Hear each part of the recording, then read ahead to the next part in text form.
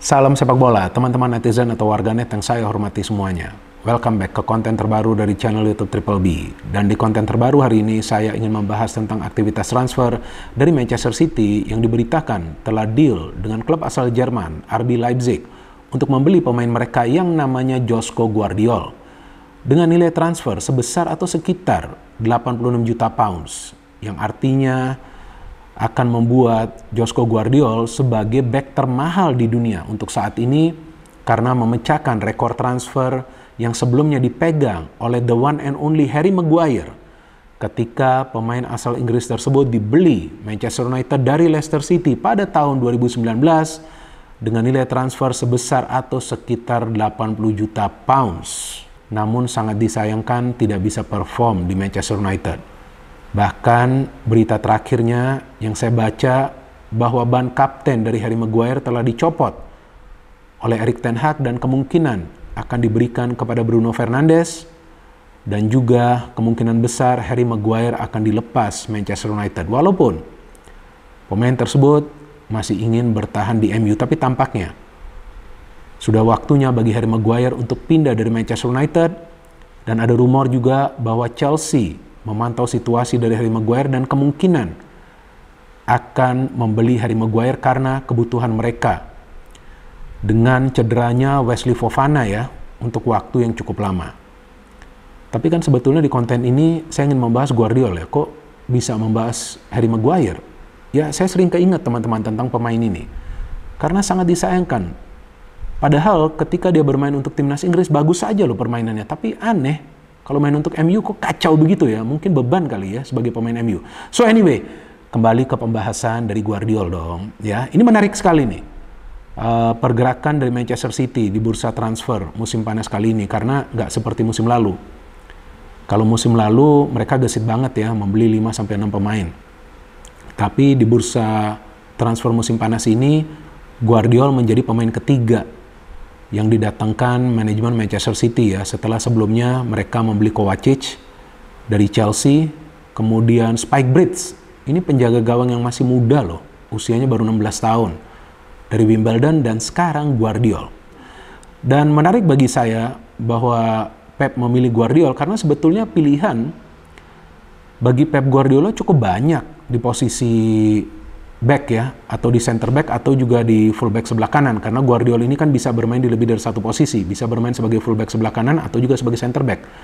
Tapi yang menarik bahwa sebetulnya opsinya untuk Pep ini sudah banyak di lini pertahanan. Masih ada Kyle Walker, ada Nathan Ake, ada Akanji, ada juga Laporte, ada juga Diaz, bahkan ada juga John Stones, meskipun John Stones sekarang kan telah digeser ya ke posisi gelandang bertahan yang membuat dia bermain jauh lebih efektif. Hebat tuh ini Pep Guardiola ya. Dia bisa mengubah posisi Stones sebagai gelandang bertahan dan berhasil. Nah ini sebetulnya opsinya sudah cukup banyak bagi Pep Guardiola. Terus kenapa dia memilih Guardiola ya? Tentulah pilihan dari Pep Guardiola ya. Karena kita tahulah dia adalah pelatih yang memang memilih pemain bagi Manchester City. Kalau menurut hemat saya teman-teman, karena Pep Guardiola menginginkan kedalaman di skuad Manchester City dengan dia menaruh perhatian ke lini pertahanan. Sebab walaupun defense dari City solid musim lalu, ya mereka gak banyak kemasukan gol, tapi ada saja celah yang bisa dimanfaatkan oleh para pemain tim lawan. Ada saja, apalagi ketika City itu bermain away. Sehingga yang dia pikirkan sekarang adalah untuk bisa memperkuat lini pertahanan dengan tambahan pemain yang sudah punya pengalaman, yang bisa bermain di lebih dari satu posisi, plus punya visi untuk membangun serangan. Nah teman-teman jika biasa menonton pertandingan-pertandingan dari timnas Kroasia atau juga Leipzig, teman-teman bisa melihat deh bahwa Gvardiol ini tidak selalu berdiri statis. Dia bisa ikut terlibat dalam build up. Maka itu kadang-kadang pemain ini sering kecolongan ketika ada pemain tim lawan itu mengandalkan speed. Contohnya ketika Messi mengandalkan kecepatannya di pertandingan timnas Kroasia lawan Argentina di semifinal kan Piala Dunia tahun lalu. Ketika itu kan Messi mengandalkan speed, dia bisa melewati Gvardiol kemudian memberikan umpan ke Alvarez. Jadi kadang-kadang pemain ini juga bisa kecolongan dari situasi one on one atau counter attack. Tapi dia memilih Gvardiol untuk menambah kedalaman di lini pertahanan. Karena bukan tidak mungkin Kyle Walker bisa pindah, ya memang rumornya sudah ada kemungkinan dia akan pindah. Dan bisa juga nanti Laporte pindah. Saya mengatakan bisa juga, bukan berarti pasti.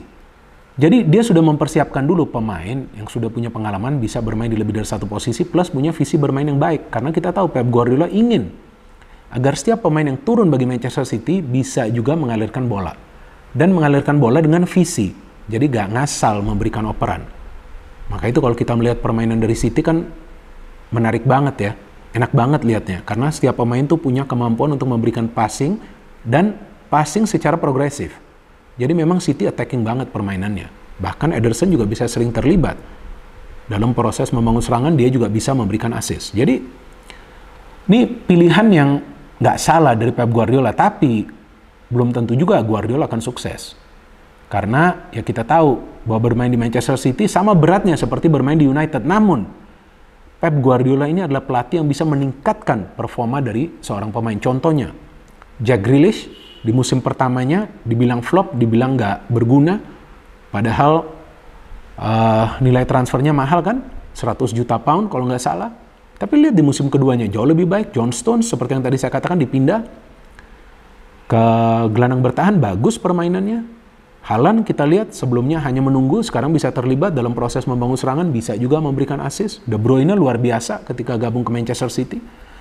Jadi ini Pep Guardiola sudah melihat ada potensi di Guardiola yang bisa dia kembangkan. Maka itu dia memilih pemain yang masih muda, baru berusia 21 tahun loh teman-teman.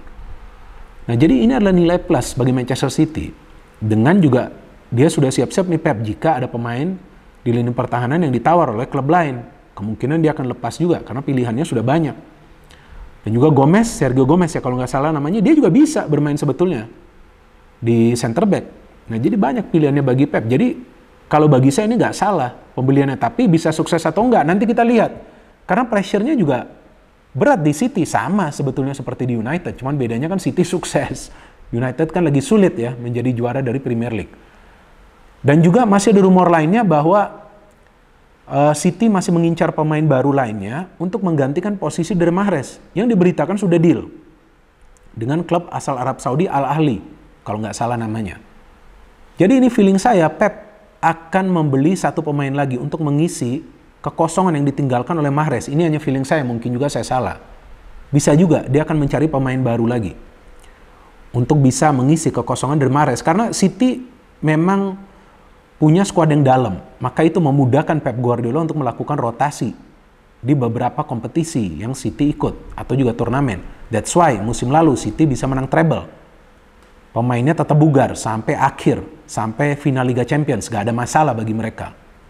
Jadi itu adalah salah satu kelebihan dari Pep. Dia sering melakukan rotasi, dia bisa mengeluarkan potensi dari para pemain yang dia punya di City. Bahkan Phil Foden sekarang bisa bermain juga di wing, bisa juga bermain di tengah, bisa bermain sebagai gelandang serang. Kan aneh, padahal kita tahu posisi natural dia tuh bermain di sebelah kiri sebagai winger atau sebagai penyerang sayap. Jadi ini Guardiola ini adalah salah satu pembelian yang penting dan juga benar dari Manchester City. Padahal sebelumnya saya kira bahwa Guardiola itu akan diincar oleh Manchester United karena United yang membutuhkan center back. Tapi ternyata City yang beli Guardiola. Dan kenapa City mundur dari pembelian Declan Rice? Karena mereka tahu akan lebih baik mereka membeli Kovacic dengan harga yang nggak begitu mahal.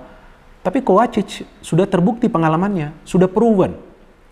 Di Chelsea dia sudah kenyang pengalaman dan dia adalah fighter juga di tengah, dan sekarang ada dua pemain asal Kroasia. Jadi pintar banget nih Pep Guardiola. Feeling saya dia dari awal sudah memikirkan untuk meminta manajemen dari City agar membeli Guardiola. Dan feeling saya untuk menggantikan Mahrez mungkin juga saya salah. Bisa juga nanti dia mengincar pemain dari Barcelona karena Barcelona punya banyak pemain yang bisa bermain di posisinya Rafinha. Bisa juga nanti mereka bidding untuk Rafinha. Mungkin anything can happen, betul kan? Apalagi Barcelona juga membutuhkan uang. Dan City kita tahu lah bisa membayar dengan harga yang bagus. Ya tentu ada banyak pesaing dari City di Liga Inggris seperti Liverpool, Arsenal. Arsenal termasuk lah ya sekarang kan. Musim lalu kan mereka juga bersaing di papan atas. Ada United juga, ada Chelsea juga. Ya mereka juga sekarang akan bergerak nih. Untuk bisa membuat lini pertahanan mereka solid. Karena untuk menjadi juara, lini pertahanan itu harus solid. Kalau mau cetak gol bisa memenangkan pertandingan. Tapi kalau lini pertahanan solid bisa memenangkan gelar.